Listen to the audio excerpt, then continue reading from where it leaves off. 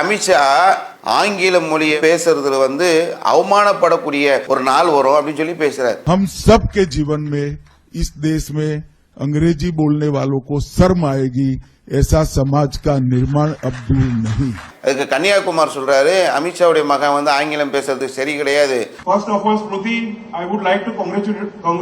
சமூக வலைதளங்கள் எடுத்தோம்னாக்கா மோடி அவங்க போய் பல இடங்கள்ல ஆங்கிலம் பேசுறதெல்லாம் எடுத்து போட்டு ஆங்கிலம் பேசுறதுக்கு அவமானப்படக்கூடியதாக தான் இருக்குது.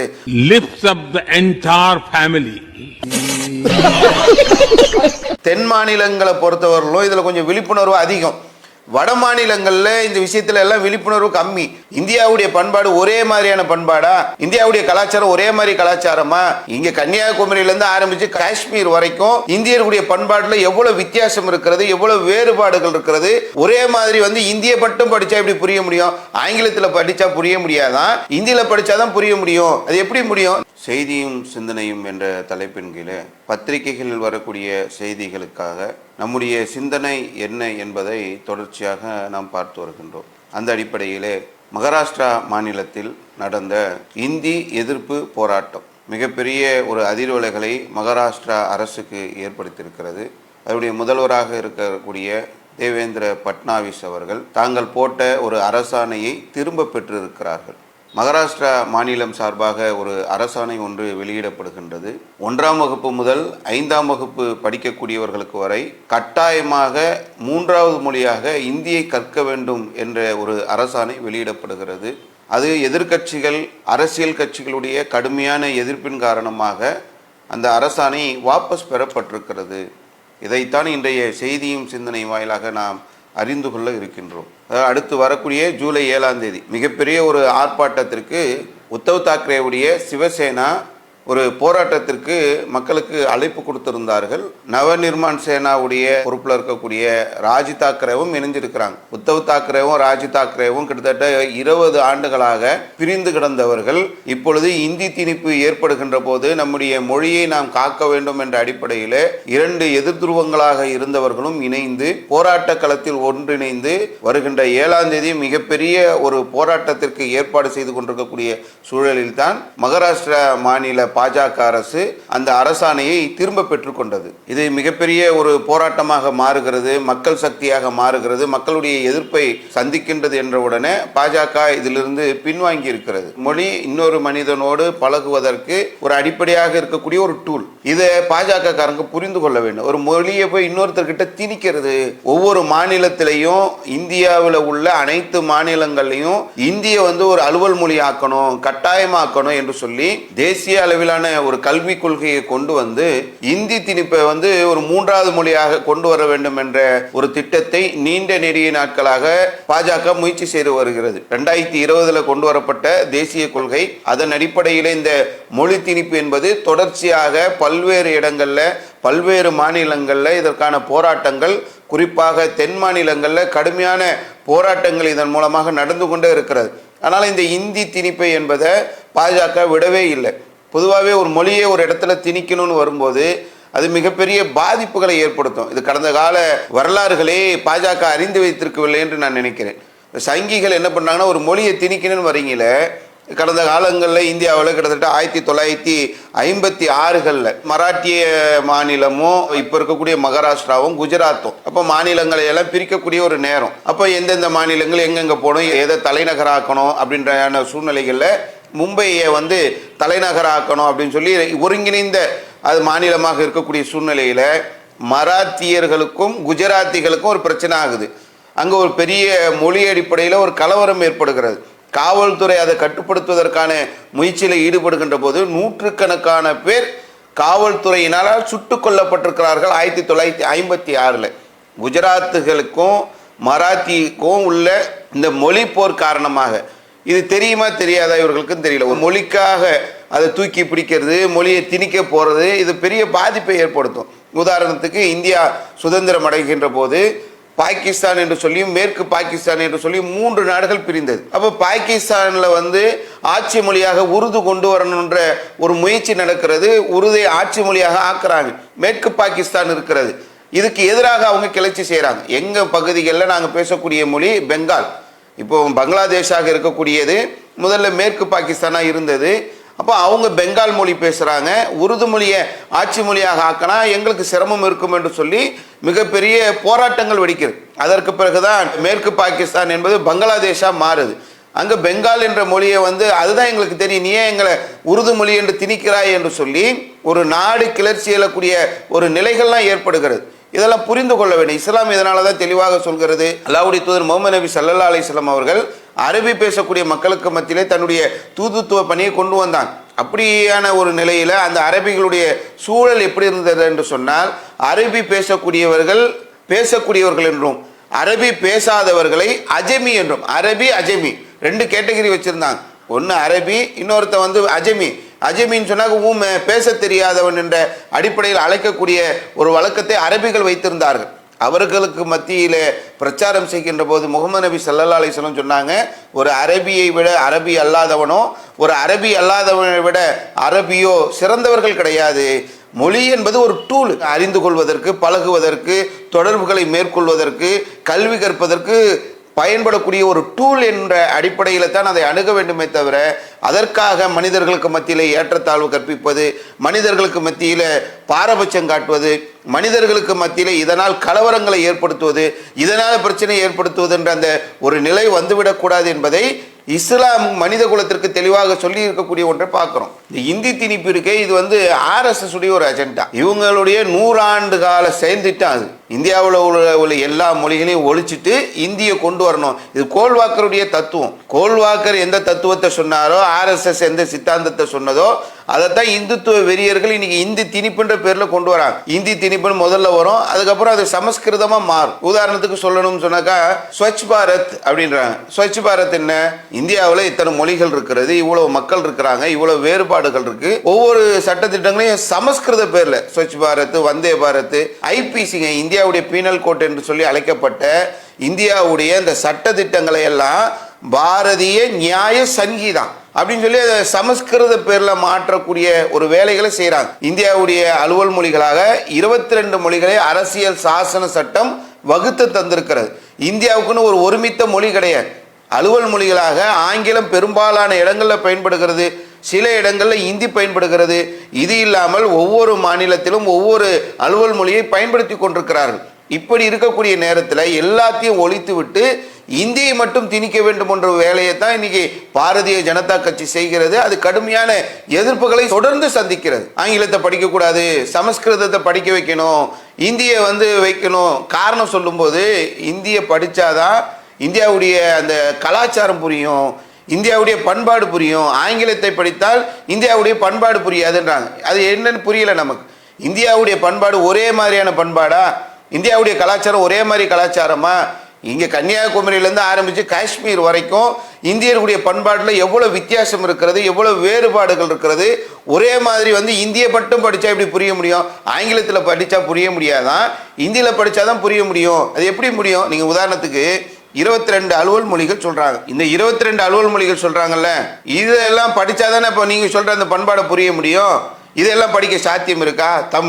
தமிழர்களுடைய கலாச்சாரம், தமிழர்களுடைய பண்பாடு, இதை இந்தியில் சொன்னா புரியும், ஆங்கிலத்தில் சொன்னா புரியாது.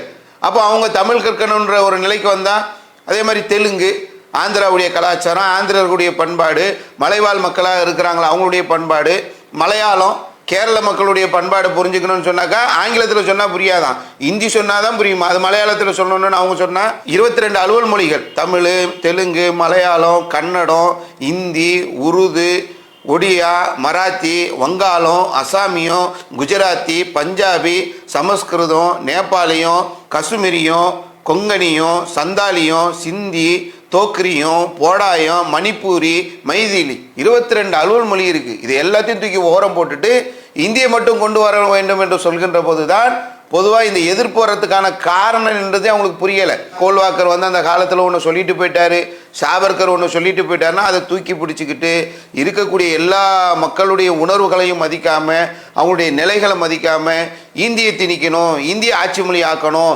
புதிய கல்விக் கொள்கையின் திட்டத்தின் கீழே மாநிலத்திற்கு உட்பட்டு தான் கல்வி அதிகாரங்கள் இருந்தது. இந்திரா காந்தி அவங்க ஆட்சி செய்யும் போது இதை பொது அதிகாரத்தில் கொண்டு வந்துட்டாங்க. பொது அதிகாரத்தில் கொண்டு வந்ததுக்கப்புறம் இப்போ இவங்க ஒரே நாடு ஒரே கலாச்சாரன்ற அடிப்படையில் ஒரே மொழியை கொண்டு வரணுன்றதுக்காக இப்படியான ஒரு திணிப்பு வேலைகளை ஈடுபடக்கூடியதை பார்க்குறோம். இவங்களுடைய பிரச்சாரத்தில் அமித்ஷா ஆங்கில மொழியை பேசுறதுல வந்து அவமானப்படக்கூடிய ஒரு நாள் வரும் அப்படின்னு சொல்லி பேசுறாரு. मेरी बात याद रखना, हम सबके जीवन में, मेरी बात ध्यान से सुनना, हम सबके जीवन में इस देश में अंग्रेजी बोलने वालों को शर्म आएगी, ऐसा समाज का निर्माण अब दूर नहीं. இவங்களுடைய அந்த இது புரியுதா நமக்கு? ஆங்கிலத்தை பேசுறதுக்கு ஒரு மனுஷன் அவமானப்படுற நாள் வரும் அப்படின்ற மாதிரி சொல்றாரு. இப்பவே வந்து சமூக வலைதளங்கள்ல உள்துறை அமைச்சர் அமித்ஷாவை கடுமையா ஒரு விமர்சனத்துக்கு உள்ளாக்கிட்டாங்க. கன்னியாகுமார் கிட்ட கேட்கறாங்க, இந்த மாதிரி உள்துறை அமைச்சர் சொல்றாரு ஆங்கிலம் பேசுறதுக்கு அவமானப்படக்கூடிய ஒரு நாள் வரும்னு சொல்லி அப்படின்னு சொன்ன உடனே அதுக்கு கன்னியாகுமார் சொல்றாரு அமித்ஷாவுடைய மகன் வந்து ஆங்கிலம் பேசுறதுக்கு சரி கிடையாது. First of all, Smriti, I would like to congratulate. அவர் ஒழுங்கா பேசுறது இல்லை, அதனால அவர் வந்து ஒரு தந்தையாக அது வந்து ஒரு அவமானப்பட்டிருப்பாரு, அசிங்கப்பட்டிருப்பாரு. இப்படி உள்ள நிலையில ஆங்கிலம் எப்படி பேசுறானேன்னு அந்த அவமானப்படக்கூடிய நாள் வருன்ற மாதிரி அவர் சொல்லியிருப்பான்னு கன்னியாகுமார் சொல்றாரு. Kanayyaji, recently Amit Shah told that those who speak English in India would be shameful one day. What is your opinion on that? Actually, he is very shameful. He is shameful while he has listened the English speaking capability of his own son. Have you listened it? Jay Shah की अंग्रेजी आपने सुनी है? ये जय शाह जैसा आपको बना देंगे. पढ़ करके अंग्रेजी नहीं पढ़ रहा था, वो वीडियो अवेलेबल है, जाके देखिएगा. तो वो वीडियो वो भी देख लिए थे. पप्पा ने बेटा का वीडियो देख लिया, इसीलिए उनको शर्म आ रहा है, हम लोगों को नहीं आ रहा है. இன்னும் சமூக வலைதளங்கள் எடுத்தோம்னாக்கா மோடி அவங்க போய் பல இடங்கள்ல ஆங்கிலம் பேசுறதெல்லாம் எடுத்து போட்டு ஆங்கிலம் பேசுறதுக்கு அவமானப்படக்கூடியதாக தான் இருக்குது.